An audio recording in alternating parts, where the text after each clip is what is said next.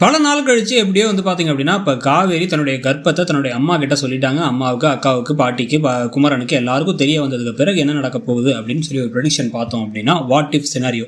So முதல்ல எடுத்தோன்னே பார்த்தீங்க அப்படின்னா, இப்போ காவேரியுடைய கர்ப்பம் இவங்க எல்லாத்துக்கும் மிகப்பெரிய அதிர்ச்சியாக இருக்கிறதுனால ஒவ்வொருத்தவங்களும் அப்படியே ஷாக் ஆகி நிற்க, அப்படியே சாரதா தலை சுற்றி போய் மயங்கி போய் உட்காந்ததுக்கப்புறமா அம்மா அம்மா அம்மா அப்படின்னு இந்த பக்கம் காவேரி உசுப்பி என்னம்மா ஆச்சு அப்படின்னு கேட்டால், இவ்வளோ பெரிய விஷயத்த மறைச்சிருக்காடி பாவி, அவன் கூட நீ ஏதோ கான்ட்ராக்ட் மேரேஜ் மட்டும் தான் பண்ண நினச்சி தானே நான் கோபத்தில் கூப்பிட்டு வந்தேன் பணத்துக்காகன்ட்டு. அதுக்கப்புறம் நீங்கள் நிஜமாவே கணவன் மனைவி ஆகிட்டீங்கிறத அப்போவே சொல்லியிருந்துருக்கலாமே அப்படின்னா, எங்கம்மா நீங்கள் சொல்ல விட்டீங்க? எல்லாரும் சேர்ந்து கௌரவ குறைச்சல் ஆகிடுச்சு, பிரச்சனை ஆகிடுச்சு அப்படி இப்படின்னு பேச, அந்த பசுபதி அதுக்கப்புறம் அந்த அன்பு இன்புன்னு எல்லாரும் இருந்ததுனால நீங்கள் என்ன தர இழுத்து வந்துட்டீங்க, அவ்வளோதான், என்னால் பேசவே முடியல. அதுக்கப்புறம் நீ ஏதாச்சும் இருந்த ஸ்டேட்டுக்கு உனக்கு ஏதாச்சும் ஆகிடுமோங்கிற பயத்துலையும் நீ ஏதாச்சும் தப்பாக முடிவு எடுத்துருவியோங்கிறதுனாலேயே நான் சொல்லாமல் இருந்தேன். நாளாக அவர் இங்கே நின்னார், உங்களுக்கு கோபம் தான் அதிகரிக்க ஆரம்பிச்சிச்சு. எப்போ சொல்கிறதுன்னு தெரியல. ஆனால் அப்போ எனக்கு நான் கர்ப்பமாக இருக்கேன் அப்படின்லாம் தெரியாது. நாங்கள் 2 பேரும் ஒன்றா இருந்தோம், நாங்கள் கணவன் மனைவியாக வாழ்ந்தோம். ஆனால் குடும்பத்துக்காக தியாகம் பண்ணிடலாமான்னு யோசிச்சுட்டு இருக்கும் பொழுது தான் திடீர்னு எனக்கு ஒரு டவுட் டெஸ்ட் கிட் எடுத்து பார்த்தா அக்காவுக்கு முன்னாடியே நான் ப்ரெக்னென்ட் ஆகிட்டேன். ஆனால் அதை சொல்லிடலான்னு 2-3 தடவை ட்ரை பண்ணால், அதுக்கு முன்னாடி உனக்கு ஒரு அப்பள பிஸ்னஸை வச்சு கொடுத்து உன்னை ஒரு இடத்துல உட்கார வச்சுட்டு போகலான்னு நினச்சேன் அப்படிங்கும்போது, இப்போ சாரதாவுக்கு பலார்னு அரைஞ்ச மாதிரி இருக்கணும். நம்ம பொண்ணு காவேரி நமக்காக தான் எல்லாத்தையும் பண்ணியிருக்கா அப்படிங்கிறத புரிஞ்சுக்கிட்டு அவங்க உடனே சரி ஓகே, நான் தப்பு பண்ணிட்டேன், நான் பெரிய தப்பு பண்ணிட்டேன், இதெல்லாம் தெரிஞ்சிருந்தா அந்த பையன் அத்தனை தடவை வந்திருக்கமோ நான் தடுத்து நிறுத்திருக்க மாட்டேன். அந்த பையனுக்கு தெரியுமா அவன் அப்பாக போகிறான்ட்டு அப்படின்னா தெரியும். அவர் அதனால தான் திருப்பி அன்னைக்கு கூட சொல்ல வந்தார் அந்த நிலைமையை. அவள் என்ன நிலமையில இருக்கா தெரியுமா, அவள் இருக்கிற பிரச்சனை என்னன்னு தெரியுமா அப்படின்னு சொல்ல வந்தபோது நான் தான் தடுத்து நிறுத்திட்டேன் அப்படின்னா, லூசாடி நீ, அந்த பையன் பாவம் தன்னுடைய குழந்தை வைத்திருக்குன்னு தெரியும், நீயும் அவனும் ஒன்றா கணவன் மனைவியாக வாழ்ந்தீங்கன்னு தெரியும், அந்த காதலில் தான் பக்கத்துலேயே உட்காந்து இருந்திருக்கான், அதை கூட புரிஞ்சுக்காத ஒரு பாவி ஆகிட்டேன் நான் சாரதா தலையிலே மட்டும் அடிச்சுக்க. அந்த பாட்டி உடனே நான் அப்போவே சந்தேகப்பட்டேன், இந்த எப்படியோ இவங்க கர்ப்பமாக இருக்கான்ட்டு, வயிறு பெருசாகுது நான் சொன்னும் போது எல்லாரும் கிண்டல் பண்ணீங்கல்ல பாருங்க அப்படின்னு எல்லாம் காமிக்க. இப்போ இவங்க எல்லாருமே முடிவு பண்ணி நேராக கிளம்பி நம்ம இவங்க விஜய் வீட்டுக்கே போயிடலாம் அப்படின்னு, பையெல்லாம் எடு, நீ இதுக்கப்புறம் இந்த ஒரு நிமிஷம் கூட இங்கே இருக்கக்கூடாது, எல்லா பேக்கையும் எடு அப்படின்னா இவங்க அப்படியே ஷாக் ஆகிப்பாங்க. வீட்டை விட்டு துரத்தலை, நீ விஜய் கூட தான் வாழணும், அதுதான் உன் இடம். அவங்க பாட்டிக்கிட்ட அவங்க சித்திக்கெலாம் இதெல்லாம் தெரியாது இல்லை, யாருக்குமே தெரியாது இல்லை, அந்த தாத்தா கிட்ட சொன்னாலே போதும், அவர் புரிஞ்சுப்பார் அப்படின்னு பையை தூக்கிட்டு இப்போ காவேரி அதுக்கப்புறம் விஜய் சாரி குடும்பமே குமரன் அதுக்கப்புறம் எல்லாரும் சேர்ந்து கிளம்ப. இப்போ நிவினும் அங்கேருந்து கால் பண்ணி, நிவினும் இங்கே எனக்கு இந்த விஷயம் ஏற்கனவே தெரியும் அப்படின்னு சொல்லிட்டு எல்லாரும் சேர்ந்து போக, அங்கே போய் பார்த்தீங்க அப்படின்னா அந்த வீட்டில் இப்போ முதல்ல பாட்டியும் சித்தி இங்கே வந்தீங்க, அதுவும் பைய தூக்கிட்டு வந்திருக்கீங்க, இங்கெல்லாம் உள்ளே நாங்கள் விடவே மாட்டோம், நீ தாண்டி வரதா இருந்தானா என் உயிர் போயிடுங்கிறத ஞாபகத்தில் வச்சுக்கோ அப்படின்னு பேசிகிட்டு இருக்கும் போதே தாத்தா நோ நோ நோ அப்படின்ட்டு, கல்யாணி வாய மூடு அப்படிங்கும் போது, உங்கள் குடும்பம் நான் வெறும் என் பொண்ணை மட்டும் உங்கள் வீட்டுக்கு அனுப்பலை, உங்கள் வீட்டு மருமகளை மட்டும் திருப்பி அனுப்பலை, உங்கள் குடும்ப வாரிசையே அனுப்புகிறோம் அப்படின்னு சாரதா சொன்னால் மிகப்பெரிய ஷாக்காகி எல்லாரும் ட்ரைங் எல்லாரும் திரும்பி பார்த்து என்ன சொல்கிறீங்க அப்படின்னா ஆமாம், எங்கள் குடும்ப வாரிசு உங்கள் குடும்ப வாரிசு காவேரி வயிற்றில் வளர்ந்துக்கிட்டு இருக்கு அப்படிங்கிறத சொன்ன உடனே அப்படியே ஷாக் ஆகி பார்க்க, என்ன சொல்கிறீங்க, சும்மா விளையாடுறீங்களா அப்படின்னு இந்த பக்கம்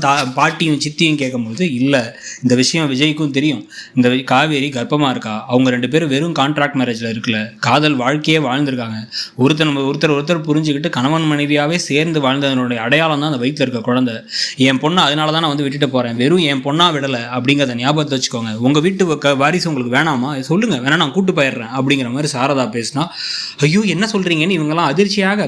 இந்த சமயத்தில் கரெக்டாக அந்த சித்தியை பார்க்கறதுக்காக அன்பு வந்தார்னா, அவருக்கு இருக்கக்கூடிய பெரிய ஷாக் என்னன்னா, ஐயோ இவனுங்களாம் ஒன்று சேர்ந்தாங்கன்னா சொத்தை எப்படியா அபகரிச்சிடலான்னு பார்த்தோம், விஜயை ஒண்டிக்கட்டை வச்சுக்கிட்டு இப்போ வந்துட்டாங்க, அதுவும் குழந்தெல்லாம் பிறக்க போகுதுன்னா சொத்தெல்லாம் அங்கே வரைக்கும் போயிடுமே அப்படின்னு அவர் அதிர்ச்சியாகி பசுபதி கிட்ட சொல்ல, எல்லாரும் இங்கே பசுபதி ராகினி அப்படின்னு எல்லாரும் மொத்தமாக அஜய் கூட சேர்ந்து கிளம்பி வரும் பொழுது, எப்படியாச்சு தாத்தா கால் பண்ணி விஜய் கிட்டக்க, விஜய் இங்கே உடனே வா, இங்கே காவேரி வந்திருக்கா, இங்கே டிவர்ஸ்ட்டு உங்கள் பாட்டி ஒரு கலைபரத்தை கிரியேட் பண்ணிட்டா, காவேரி ஏதோ கர்ப்பமாக இருக்காங்கிறா அப்படின்னும் போது, சொல்லிட்டாங்களா அப்படின்னு கேட்டு இவர் கரகரன்னு கார் எடுத்துகிட்டு மட்டும் இங்கே நின்னார் அப்படின்னா, இவங்க எல்லாரும் ஷாக் ஆகி போக, இப்போ உள்ளாரப்பு இவ ஏதோ சும்மா வயிற்றில் குழந்தைய வச்சிருக்கான்னு போய் சொல்கிறா, அது விஜய்க்கு தான் பிறந்துச்சு நமக்கு என்ன தெரியும் அப்படிங்கிற மாதிரி இந்த சித்தி ஏதாச்சும் ஓவராக பேசி இந்த அன்போட பிளானை செயல்படுத்தலாம் அப்படின்னு பேசிக்கிட்டு இருந்தால், கடுப்பாய் சித்தி அப்படின்னு ஒரு கத்தி விஜய் உள்ளார பூந்து என்ன நினச்சிட்டு இருக்கீங்க சித்தி, உங்களுக்கு என் மேலே பாசம் உண்டு, நீங்கள் என்னை வளர்த்தீங்கன்னா நான் ஒவ்வொரு தடவையும் நீங்கள் செஞ்ச தப்பெல்லாம் மன்னிச்சு இந்த வீட்டில் சேர்த்துக்கிட்டேன்.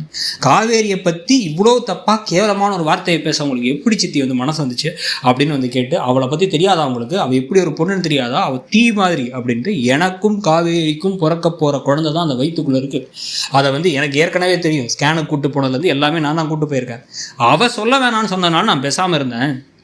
இப்போ அந்த விஷயம் எல்லாருக்கும் தெரிய வந்துருச்சுல, அப்புறம் என்ன பிரச்சனை அப்படின்னா வந்து இந்த பசுபதி உடனே வந்து ஓ அப்படியா, அப்போ வயிற்றில் குழந்தை இருக்குது, அப்போ ஒன்றும் பிரச்சனை இல்லை. இதுக்கு வரைக்கும் வந்து காவேரி மட்டும்தான் எனக்கு எதிரியாக இருந்தா, நீங்கள் பிரியவே மாட்டீங்கன்னா நீ எனக்கு எதிரி தான், ஞாபகத்தை வச்சுக்கோ, ஒருத்தனையும் வாழ விட மாட்டேன், அந்த குழந்தை அந்த மண்ணிலே பிறக்காது அப்படின்னு வந்து சொல்லும்பொழுது பலாருன்னு ஒரு அறைய பாட்டி உடனே வந்து இதுக்கு தானா வேணான்னு நான் சொன்னேன், இந்த பசுபதியெல்லாம் வந்து மோசமான ரவுடிடா, உன் வாழ்க்கையை விட்டுட்டு நிம்மதியை விட்டுட்டு இவளை கட்டிக்கிட்டேன்னா எல்லாமே போயிடும். இப்போ கூட ஒன்றும் இல்லை, காவேரி அந்த கருவை கலைச்சிட்டு நீ பேசாம வாழ்க்கையை பார்த்துட்டு போ, எங்க பேரனை எங்கள்கிட்ட விட்டுரு அப்படின்னு பேச உடனே அதான் கரெக்டுமா அப்படின்னு வந்து இந்த ராதாவும் கூட சேர்ந்து அவங்க சித்தியும் பேசும் பொழுது ஒரு கட்டத்துக்கு மேல பொறுமை தாங்காம விஜய் திரும்பி, சித்தி இதோ அவங்களுக்கு கடைசி லிமிட், வாயை மூடுங்க, ஒவ்வொரு தடவையும் நானும் வந்து உங்களுக்காக வந்து பாவம் பாவம் பாவம்னு பார்த்துக்கிட்டு இருந்தா பாட்டியை ஏற்றி விடுறது மட்டும் இல்லாமல் பாட்டியை நீங்களும் சேர்ந்து குழப்பி விட்டுருக்கீங்க.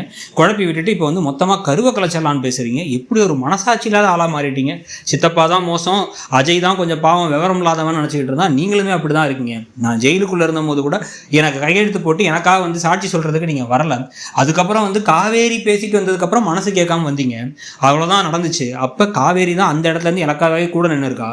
போதும் சித்தி போதும், முதல்ல வீட்டை விட்டு வெளில போங்க, இது ஏன் வீடு அப்படின்னு சொல்ல, அதே சமயத்தில் தாத்தாவும் திரும்பி அவன் சொல்கிறது கரெக்டு தான், அப்பா பாருங்கப்பா அப்படின்னு ராதா திரும்பினா அவன் சொல்கிறது கரெக்டு தான், உங்கள் அம்மா சும்மா இருந்தாலே கொஞ்சம் ஏதாவது லூஸ் மாதிரி பேசுவா, அதை என்கிட்ட சொல்லுவா, அதை நானே சரி பண்ணிப்பேன், உங்ககிட்ட சொல்லி நீயும் சேர்ந்து பிளான் பண்ணி அந்த வீட்டுக்கு போய் மிரட்டிட்டு வேற வந்திருக்கீங்க, வக்கீலை வர வச்சு டிவோர்ஸ் நோட்டீஸ்க்கு ஏற்பாடு பண்ணியிருக்கீங்க, விஜய் தான் பண்ண சொன்னான் கொடுக்க சொன்னான் அப்படின்னு வேற மிரட்டியிருக்கீங்க அப்படின்லாம் வந்து பேசி உடனடியாக இப்போ நீ இந்த வீட்டை விட்டு கிளம்பு அப்படின்னு திருப்பிங்க சித்தி அனுப்பிவிட. இந்த பக்கம் பாட்டி அழுதுகிட்டே நேராக கோமா உள்ளார போக, நீ வா காவேரி அப்படின்னு வந்து தாத்தா கையை பிடிச்சி காவேரியை உள்ளார கூட்டு போகும்பொழுது விஜய் சந்தோஷமாகி இந்த பக்கம் திரும்பினா, இந்த பக்கம் சாரதா நான் மன்னிச்சிரு தம்பி, நான் இது தெரியாமல் இப்படி நடந்துக்கிட்டேன், எனக்கு வந்து இதெல்லாம் தெரியாது, இவ்வளோ பெரிய விஷயத்தை வச்சுக்கிட்டு இப்படி ஒரு பந்தத்தை அவள் வயிற்றுல வச்சுக்கிட்டுமா கூட நீ அமைதியாக இருந்த அப்படின்னா எல்லாம் உங்களுக்காக. எனக்கு காவேரியை பிடிக்கும், காவேரி வந்து உங்கள் மேலே அவ்வளோ மரியாதை வச்சுருக்காங்கிறதுக்காகவும் அவள் உங்களுக்காகன்னு சொன்னதுனால தான் எல்லாத்தையும் பொறுத்துக்கிட்டு இருந்தேன். இதுக்கப்புறம் ஒன்றும் இல்லை, இதுக்கப்புறம் என் பொண்டாட்டி இங்கே தான் இருப்பாள், உங்களுக்கு விருப்பம்னா நீங்கள் இந்த அவுட் ஹவுஸ்க்கே திருப்பி வந்துடலாம், அங்கேருந்து கஷ்டப்படணுங்கிற அவசியம் இல்லை. இதில் எதுவும் கௌரவ குறைச்சல் மான குறைச்சல் பணத்துக்காக கல்யாணம்லாம் இல்லை, இது காதல் திருமணம், கான்ட்ராக்ட் திருமணம் இல்லை அப்படிங்கிறத டைரெக்டாக வந்து விஜய் சொல்ல உடனே நெகிழ்ந்து போய் சாரதா அப்படியே வந்து இல்லை தம்பி நாங்கள் அங்கேயே இருந்துக்கிறோம், தள்ளி இருந்தால் தான் பிரச்சனை இல்லை, கிட்ட வந்தால் எட்ட பகை அப்படிங்கிற மாதிரிலாம் வசனம் பேசினதுக்கப்புறமா சரி ஓகே அப்படின்னு இந்த பக்கம் காவேரி உள்ளார ரூம்குள்ளே உட்காந்துருக்கும் பொழுது நேராக ரூமை திறந்து இப்போ உள்ளார விஜய் உள்ளார போக காவேரி கண்ணெல்லாம் தண்ணியோட அப்படி சிரிச்சுக்கிட்டே நிமிர்ந்து பார்க்க, இந்த பக்கம் விஜய் காவேரியை பார்த்துட்டு அப்படியே வந்து நெத்தியில் முத்தம் கொடுத்து கட்டி பிடிக்கிறதோடு அந்த எபிசோடை முடிச்சாங்கன்னா நல்லாயிருக்கும். ஆனால் அதை விட்டுட்டு திருப்பி நெகட்டிவ் ஆக்கி காவேரி விஜய் அங்கேருந்து இங்கே வரதுக்குள்ளார இருக்கிற எல்லா நெகட்டிவ் சினாரியோவையும் கொண்டு வந்துருவாங்களா அப்படிங்கிறத பார்க்கணும். உங்களுக்கு என்ன தோணுது அப்படிங்கிறத சொல்லுங்கள். இந்த ப்ரெடிக்ஷன் வீடியோ எப்படி இருந்துச்சு, இந்த மாதிரி கதையை கொண்டு போனால் பெட்டர் நினைக்கிறீங்களா, உங்களுக்கு என்ன தோணுதுங்கிறதெல்லாம் வந்து மறக்காமல் மென்ஷன் பண்ணிவிட்டு அப்படியே வந்து பார்த்தீங்க அப்படின்னா வந்து நம்ம போடக்கூடிய மற்ற வீடியோகளுக்கும் சப்போர்ட் பண்ணுங்கள். தேங்க்யூ.